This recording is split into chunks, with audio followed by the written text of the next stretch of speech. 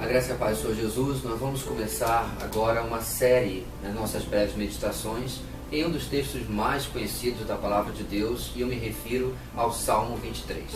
Com absoluta certeza você já tentou ou já conseguiu decorar parte ou todo este Salmo. Às vezes você pode ter decorado até em uma versão, mudado para outra e fazer uma confusão grande, e você pode se identificar comigo. Eu faço a mesma coisa. Nem importando qual seja a versão, uma vez que com certeza há uma grande dificuldade da tradução de uma língua tão antiga e complicada como o hebraico, o Salmo 23, sem dúvida nenhuma, nos traz tesouros valiosos sobre a pessoa e o relacionamento nosso com o nosso Deus. Eu gostaria de começar, versículo a versículo, lendo tanto na versão NVI quanto na versão revista e atualizada, e assim trazendo para a gente uma compreensão maior daquilo que é o ensino do Salmo 23. O versículo 1 começa: o Senhor é o meu pastor, de nada terei falta. Na versão revista e atualizada, o Senhor é o meu pastor, nada me faltará. Este salmo, meus queridos, não foi escrito por um menino nas noites ou vigílias no campo, olhando para as ovelhas que ele cuidava. Na verdade, o Salmo 23 foi escrito por Davi, o experiente rei, lembrando sim dos seus dias de pastor e usando-os como uma metáfora do seu relacionamento com Deus.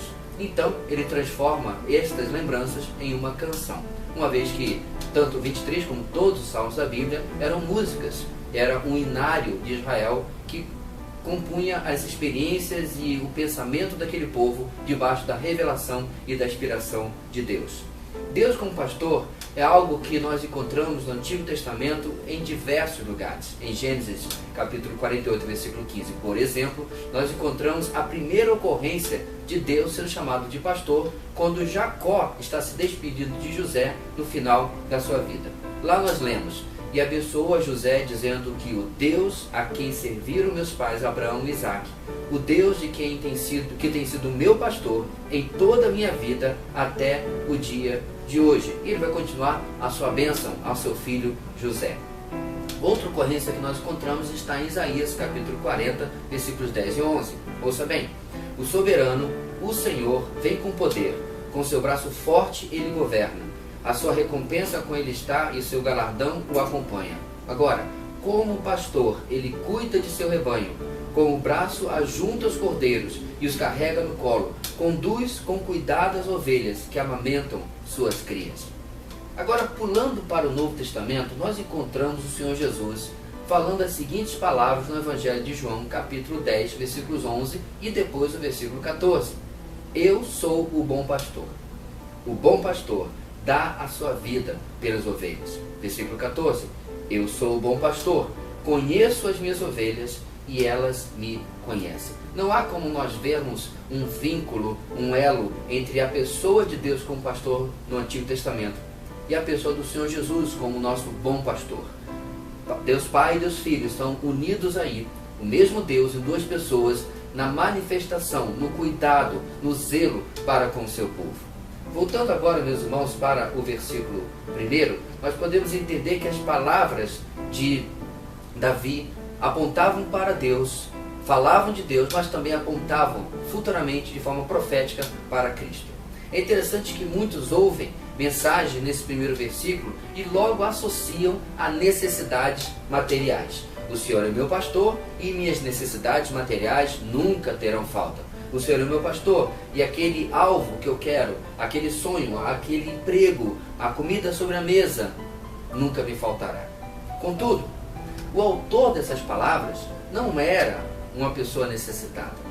Não era nem uma pessoa que poderia passar por necessidade. Nós estamos falando do homem mais rico de Israel dos seus dias, o rei Davi. É muito improvável que ele estivesse pensando em necessidades materiais neste momento. Todo o cuidado que o rei tinha direito daria a Davi a segurança, a tranquilidade quanto aos seus bens ou necessidades materiais. Com certeza, ele era grato a Deus por estes, mas ele tinha todo um aparato, todo um cuidado na corte para consigo, para com o rei. Então, sobre o que Davi está falando? Qual é o pensamento de Davi quando ele escreve: o Senhor é o meu pastor, de nada terei falta? Basta nós olharmos, queridos, além da matéria, além do temporal, e olharmos para aquilo que é eterno. A mensagem, ou a primeira lição que Davi nos dá no Salmo 23 é a seguinte: a suficiência experimentada na pessoa do nosso Deus. Deixa eu repetir. A suficiência experimentada na pessoa do nosso Deus. Davi está dizendo: Senhor, eu tenho tudo, mas a minha suficiência de verdade vem de Ti.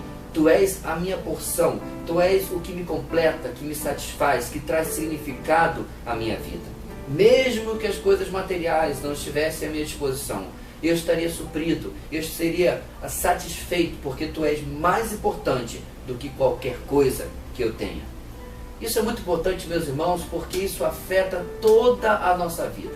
Afeta, por exemplo, a nossa autoimagem.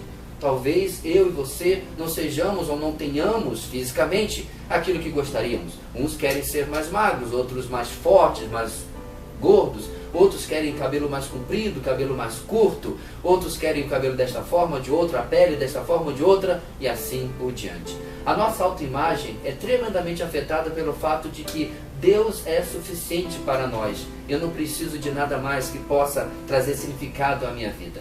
Minha própria história. Talvez você tenha crescido em situações muito adversas, difíceis. Talvez você tenha crescido em meio a uma atmosfera até hostil.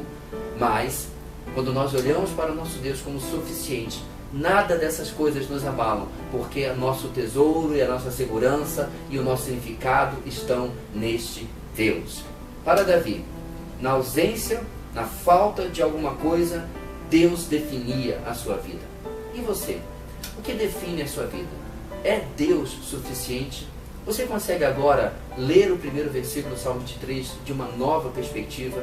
Senhor, Tu és a minha herança. Tu és o meu galardão, a minha recompensa. O Senhor é suficiente.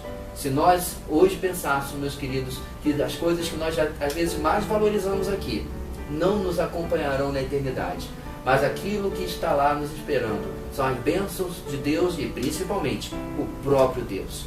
Que Ele, hoje já aqui nesta vida, nos seja suficiente. Nós possamos olhar ao nosso redor, quer tenhamos ou não, com contentamento, sabendo que Deus é suficiente para a nossa vida. A graça e a paz do Senhor Jesus.